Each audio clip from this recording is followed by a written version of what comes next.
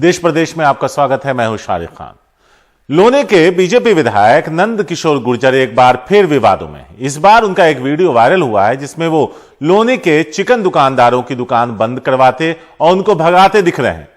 Chicken दुकानदारों को धमकी दे रहे हैं कि दिल्ली में जाकर बेचो वरना यहां जमानत नहीं होगी। सवाल ये उठता है कि लोनी नगर पालिका ने अगर इनको लाइसेंस दे रखा है तो विधायक क्यों हटा रहा है, और अगर इनके पास लाइसेंस नहीं है तो नगर पालिका इनको हटाएगा। इससे पहले भी गाजियाबाद पुलिस पर पैसा वसूली के आरोप लग चुके हैं।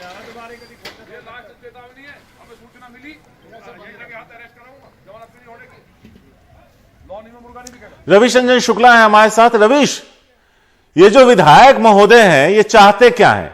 आखिर इनको चिकन बेच रहे उन दुकानदारों से ऐतराज क्या है? जी देखिए शारिक, इसके दो कारण हो सकते हैं, क्योंकि समय समय पर नंद किशोर गुर्जर इस तरीके की हरकत करते रहे हैं। जब भी उनको लोकप्रियता हासिल करनी होती है, सुर्खियों में आना होता है, तो वो इसी तरीके की हरकत करते हैं और खुद वीडियो बनवाते हैं और फिर उसको वायरल करवाते हैं। अब इसके पीछे दो रीज़न हैं। एक तो ये रीज़न है कि चूंकि चुनाव नज़दीक है तो लोनी की जनता को, खासतौर पर हिंदुओं को, ये मैसेज देना कि नंद किशोर गुर्जर ही एक ऐसे विधायक हैं या ऐसे कैंडिडेट हो सकते हैं जो इलाके के मुसलमानों को डरा सकते हैं, धमका सकते हैं। यानी एक ध्रुवीकरण जो है उसकी जो पॉलिटिक्स है, इसके पीछे एक वो रीज़न है। दूसरा रीज़न ये है कि खुद इस वक्त नंद किशोर गुर्जर हाशिए पर चल रहे हैं, सियासी तौर पर अलग दिख रहे हैं, तो अपने आप को विवादों में लाना, अपने आप को मीडिया में लाना, सुर्खियों में लाना, ये उनकी फितरत रही है। वो पिछले 4 साल से यही काम ज़्यादातर करते रहे हैं। नंद किशोर गुर्जर के बारे में मैं आपको बताऊं कि पहले भी तकरीबन 3 महीना पहले पुलिस पर उन्होंने आरोप लगाया कि पुलिस यहाँ पर पैसा खाती है, फिर प्रशासन के ऊपर आरोप लगाया। इस तरीके के तमाम सारे आरोप प्रत्यारोप चिट्ठियाँ वो लिखते रहे हैं, वो चाहे प्रशासन के खिलाफ हो या फिर इन जो है वो चिकन वालों के खिलाफ में है। लेकिन सवाल यही उठता है शारिक कि आखिर एक बीजेपी के विधायक को ये किसने ताकत दे दी कि वो अपने हाथ में कानून व्यवस्था ले? अगर मीट के व्यापारियों के पास में लाइसेंस नहीं था तो उनको नगर पालिका के चेयरमैन से, जो कि खुद बीजेपी के हैं, उनसे शिकायत करनी चाहिए। नगर पालिका इस पर कार्रवाई करती, उनको हटवाती। लेकिन वो खुद कह रहे हैं कि पुलिस को तुमने कितना पैसा दिया, तुम यहाँ से हटो, तुम दिल्ली जाकर चिकन बेचो। मतलब एक तानाशाही और एक इस तरीके के रवैये से मैसेज किया जाता है सोसाइटी के भीतर, वो एक देखने वाली बात है शारिक। और सबसे बड़ी बात है कि इस तरीके की हरकत करने के बावजूद जो उत्तर प्रदेश और जो बीजेपी का शीर्ष आला कमान है वो इन सब पर खामोशी अख्तियार किए हुए। तो इसी के वजह से ये जो विधायक जी हैं, इनका मन पिछले 4 साल से बढ़ा हुआ है। अब देखना है कि अभी चूंकि चुनाव है यूपी का, अब देखना होगा कि आखिर सियासी हालात क्या होंगे। लेकिन निश्चित तौर पर एक ध्रुवीकरण की राजनीति करने की कोशिश है और इसी के वजह से इस तरीके के वीडियो बनाकर और खुद जो है वो विधायक के लोग वायरल उसको कर रहे हैं। शुक्रिया रविश। इन नेताओं को पता है कि काम पर वोट नहीं देंगे लोग, जाति धर्म और इस तरह की हरकतों पर ही वोट मिलता है, तो शायद इसलिए उन इलाकों की सूरत नहीं बदलती। छत्तीसगढ़ के रायपुर में आयोजित धर्म संसद के कार्यक्रम में आखिरी दिन महाराष्ट्र से आए कालीचरण ने महात्मा गांधी को लेकर अभद्र भाषा का इस्तेमाल किया। अब शब्द कहे, इसके बाद कालीचरण के खिलाफ रायपुर में केस दर्ज किया गया है। अनुराग द्वारी की रिपोर्ट।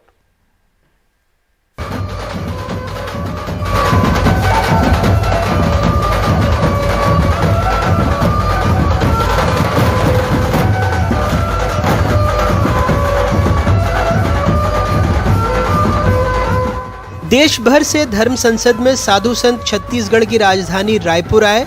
रायपुर में इनका भव्य सर्वदलीय स्वागत हुआ। सर्वदलीय इसलिए क्योंकि मुख्य संरक्षकों में कांग्रेस के विधायक सत्यनारायण शर्मा थे, विकास उपाध्याय थे, रायपुर नगर निगम के सभापति प्रमोद दुबे भी, बीजेपी से सच्चिदानंद उपासने और पूर्व मंत्री और विधायक बृजमोहन अग्रवाल। सबने खूब तालियां बजाकर संबोधन को सुना।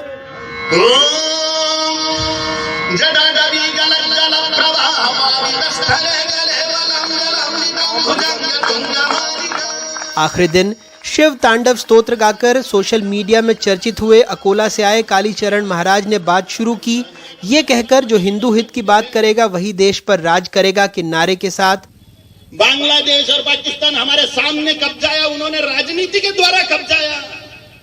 लेकिन इसके बाद बापू को अपशब्द से लेकर मुस्लिमों को लेकर कुछ ऐसा कहा जो हम आपको सुना भी नहीं सकते।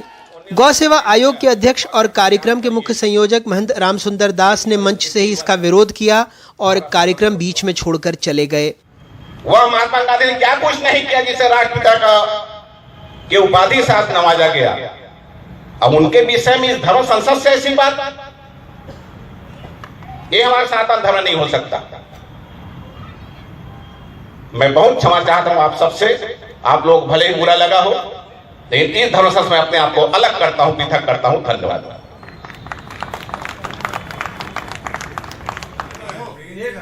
मामला बढ़ा तो प्रमोद दुबे जैसे कांग्रेस नेता जो आयोजकों में शामिल थे खुद थाने पहुंचे। कालीचरण महाराज के खिलाफ आईपीसी की धारा 294 और 505(2) के तहत मामला दर्ज हुआ।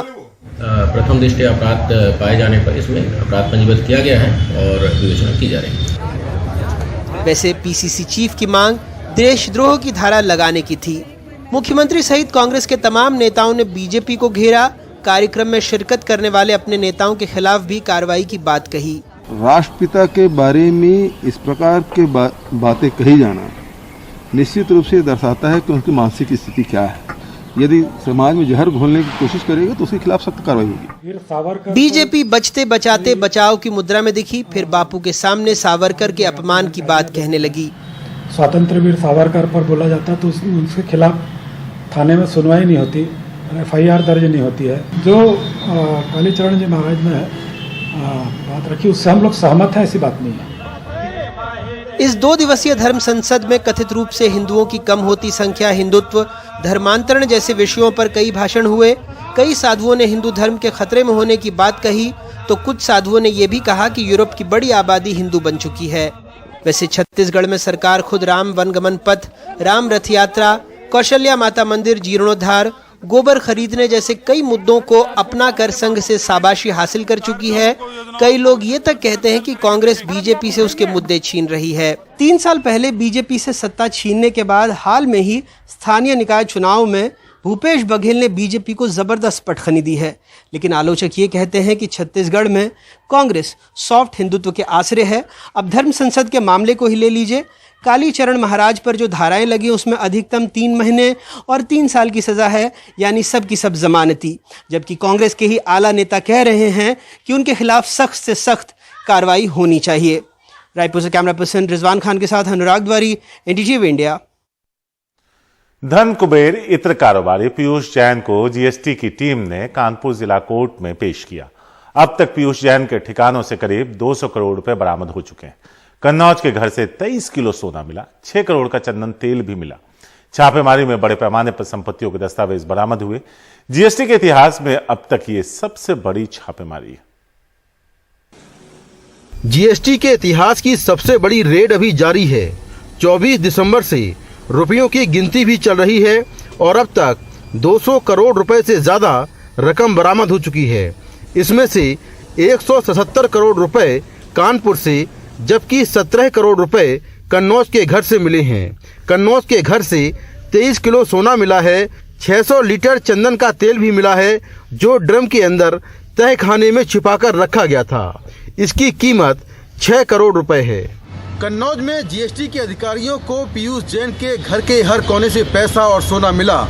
दीवार से लेकर फर्श तक, यहाँ तक कि अलमारियों और तिजोरियों के ताले काटने के लिए गैस कटर का प्रयोग करना पड़ा और बोरों में भरे पैसे गिनने के लिए कई मशीनें लाई गईं और बैंक के अधिकारी घंटों तक ये पैसा गिनते रहे। जीएसटी के अधिकारियों ने पीयूष जैन को रविवार को गिरफ्तार कर लिया। सूत्रों की माने तो पीयूष जैन ने जीएसटी के अधिकारियों को बताया कि उसने सोना बेचकर ये कैश इकट्ठा किया है। हालांकि सोना कहां बेचा, इसका जवाब पीयूष जैन नहीं दे पाए। जानकारी के मुताबिक पीयूष जैन कन्नौज में बेहद साधारण तरीके से रहते हैं और स्कूटर से घूमते हैं। उनके पिता एक केमिस्ट हैं। पिता से ही उन्होंने इत्र बनाने का काम सीखा। पिछले 15 सालों में उन्होंने इतना बड़ा कारोबार खड़ा कर लिया। कन्नौज में उनके पिता और स्टाफ रहता है, जबकि कानपुर में पीयूष अपने भाई अमरीश के साथ रहते हैं। दोनों भाइयों के 6 बच्चे हैं जो कानपुर में पढ़ते हैं। जीएसटी ने 22 दिसंबर को सबसे पहले एक ट्रांसपोर्टर के यहाँ छापेमारी शुरू की, जहां पता चला कि बिना जीएसटी दिए सामान भेजा जा रहा है। कई फर्जी फर्मों के नाम से इनवॉइस मिले। उसके बाद ही एक गुटखा किंग और पीयूष जैन के यहाँ छापेमारी शुरू हुई। ईडी के इतिहास में ये अब तक की सबसे बड़ी रेड है, जो पिछले 5 दिन से चल रही है और अब तक 200 करोड़ रुपए से ज्यादा बरामद हो चुके हैं। साथ में 23 किलो सोना बरामद हुआ है। चूँकि ये सोना विदेश का है, इसीलिए इस मामले में DRI भी जांच में शामिल होगी। साथ में ईडी भी मनी लॉन्ड्रिंग के तहत इस मामले की जांच कर सकती है। कानपुर से अपने सहयोगी अरुण अग्रवाल और कन्नौज से इजराइल के साथ दिल्ली से मैं मुकेश सिंह, NDTV इंडिया। बिहार की शराबबंदी ने नीतीश कुमार की जमकर आलोचना हुई, लेकिन कुछ असर होता नजर नहीं आता, क्योंकि शराबबंदी यहां फेल है। यहां तक कि सुप्रीम कोर्ट के मुख्य न्यायाधीश NV रमना ने कहा कि बिहार में शराबबंदी के बाद हालात यह है कि पटना हाईकोर्ट में जमानत याचिका 1-1 साल पर सुनवाई के लिए आती है। वहीं बिहार के सीएम नीतीश कुमार शराबबंदी के समर्थन में अपनी समाज सुधार यात्रा निकाल रहे हैं और साफ कहा, शराब पीने वाले बिहार न आए। गया के बाराचट्टी में जब शराब को नष्ट करते जिला प्रशासन के अधिकारी, ऐसे दृश्य पिछले 5.5 वर्षों के दौरान हर जिले में आम है। लेकिन इसका दूसरा पक्ष यह भी है कि शराबबंदी से संबंधित लाखों मुकदमे भी दर्ज हुए हैं, जिसका दबाव न्यायपालिका पर देखने को मिल जाता है। A lack of foresight in legislating can directly result in clogging of courts. For example, the introduction of Bihar Prohibition Act in 2016 resulted in the High Court being clogged with bail applications. Because of this, a simple bail application takes 1 year to be disposed of. जो नीचे की अदालतें हैं वो पहले से ही भारी बोझ से, मुकदमों के भारी बोझ से दबी हुई है और आप नया एक बोझ लाद रहे हैं। दूसरी बात यह है कि शराब पीने के अपराध में लोग 6-6 महीना, साल भर जेल में बंद रहते हैं। तो आखिर मानवीय अधिकार का भी प्रश्न है ना, ह्यूमन राइट का भी प्रश्न है। तो बगैर सोचे समझे हमारे यहाँ नीतीश जी ने जो शराबबंदी का कानून बनाया है, मैंने उसका परिणाम एक तरफ जुडिशरी ओवरलोडेड हो रही है और दूसरे तरफ पुलिस जो है उसका जो मूल काम है अपराध को रोकना, नियंत्रित करना, अपराधियों को सजा देना, वो सफर कर रहा है। ये सब हम लोग बिहार में, जबकि मुख्यमंत्री नीतीश कुमार इन दिनों प्रमंडल स्तर पर शराबबंदी की समीक्षा कर रहे हैं, उनके तेवर कुछ अलग ही हैं। बाहर से आ रहा है उसको कुछ लेने दीजिए, हमने कहा कहीं संभव है जी? ये सब हम लोग बिहार में किसी को इजाजत देंगे कि दारू पियो, और किसी को बाहर को आने वाले को हम कहेंगे कि यहाँ आते हैं तो दारू पीजिए? मत आइए। अगर दारू पीते हैं, अब बिहार आने में आपको दारू पीने में दिक्कत है, मत आइए बिहार, कोई जरूरत नहीं है आपको। फिलहाल बिहार में शराबबंदी की पोल इस जब शराब से ही खुल रही है, जो ये बात साफ करता है कि नीतीश कुमार भले ही कितनी यात्रा कर लें, लेकिन बिहार में शराब की बिक्री आम है। पटना से कैमरामैन हबीब अली के साथ मनीष कुमार, NDTV इंडिया के लिए। IIT कानपुर के दीक्षांत समारोह में पीएम मोदी बतौर मुख्य अतिथि उस समारोह में मौजूद हैं। मेट्रो परियोजना को भी आज वो हरी झंडी दिखाएंगे। भारत पेट्रोलियम टर्मिनल का भी उद्घाटन होगा। तो ये IIT कानपुर की तस्वीरें हैं जहां प्रधानमंत्री दीक्षांत समारोह में मौजूद हैं। I present the candidates who, having satisfied the requirements for the conferral of degrees and diploma in the respective disciplines, are considered worthy of receiving the same. I recommend that they be admitted to the said degree and diploma.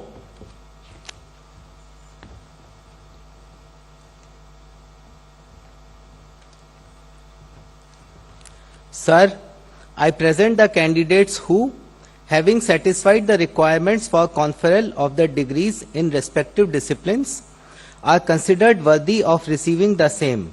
I recommend that they be admitted to the said degree. Recipients of all the degrees, please rise.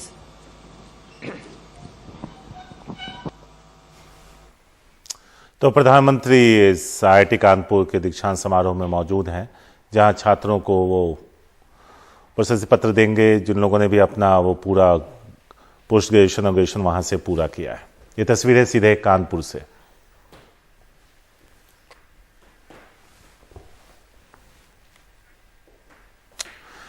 अनुच्छेद 370 हटने के बाद पहले जम्मू कश्मीर में real estate summit का आयोजन किया गया। इस दौरान 39 समझौते हुए, जिनमें 19 रिहायशी मकानों के निर्माण के लिए है, लेकिन स्थानीय पार्टियां इसका विरोध कर रही हैं। जम्मू कश्मीर के पहले रियल एस्टेट समिट ने देश के हर नागरिक के लिए यहां जमीन और मकान लेने की गुंजाइश पैदा की है। जम्मू कश्मीर का विशेष दर्जा खत्म करने के बाद सरकार की ये बड़ी पहल है। तब बाहरी लोग राज्य में जमीन नहीं ले सकते थे। अब सरकार कहती है कि कोई भी नागरिक गैर कृषि जमीन खरीद सकता है। नए पेश जम्मू कश्मीर विकास कानून के तहत राज्य का स्थायी निवासी होने की कसौटी हटा दी गई है। अब राज्य के बाहर के लोग भी केंद्र शासित जम्मू कश्मीर में निवेश कर सकेंगे। यहां कोई भी नागरिक गैर कृषि जमीन खरीद सकता है। सोमवार को जो 39 MOU साइन हुए, उनमें से 19 रिहायशी मकानों के निर्माण के लिए हैं। हमारी रियासत वापस दो। जम्मू कश्मीर की पार्टियों का कहना है कि जम्मू कश्मीर को बेचा जा रहा है और ये पिछले दरवाजे से एंट्री है। This would not be acceptable in any way. मेरी पार्टी और जम्मू कश्मीर के लोगों की ये बात स्वीकार्य नहीं है। सोचने की बात यह है कि डोमिसाइल की अनिवार्यता हटाने की जरूरत सरकार को क्यों पड़ी। To make such a law where they have omitted domicile requirement. Jammu Kashmir रियासत को बेचा जा रहा है और जिस तरीके से आज हमारे जम्मू कश्मीर की डेमोग्राफी, इतिहास, आइडेंटिटी, कल्चर को बदलने का प्रयास किया जा रहा है कि हमें कोई भी किस्म का विकास मंजूर नहीं है जो हमारे जम्मू कश्मीर की डेमोग्राफी को बदलता हो।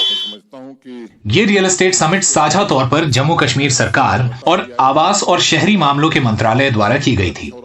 सरकार कहती है कि मई में श्रीनगर में दूसरी समिट होगी। आज का दिन जम्मू कश्मीर के रियल एस्टेट तथा इंडस्ट्री के लिए भी एक ऐतिहासिक दिन है। मुकामी पार्टियों का इल्जाम है कि जम्मू कश्मीर को एक नीलाम घर की तरह फरोख्त किया जा रहा है। यहाँ जमीन के कानून में कई बार तब्दीली लाई गई है और अब ये कि कोई भी शख्स यहाँ जमीन खरीद सकता है। इससे जम्मू कश्मीर में डोमिसाइल कानून पर भी एक सवालिया खड़ा होता है। हाल ही में सरकार ने संसद में जानकारी दी थी कि जम्मू कश्मीर का विशेष दर्जा खत्म किए जाने के बाद से राज्य में बस 7 प्लॉट खरीदे गए हैं। ये 7 प्लॉट जम्मू में हैं। बाहर के लोगों को राज्य में जमीन खरीदने की इजाजत देना बीजेपी और केंद्र के लिए अहम मसला था। रियल एस्टेट समिट इसी मकसद को हासिल करने की कोशिश है। श्रीनगर से नजीर मसूदी की रिपोर्ट, NDTV इंडिया के लिए।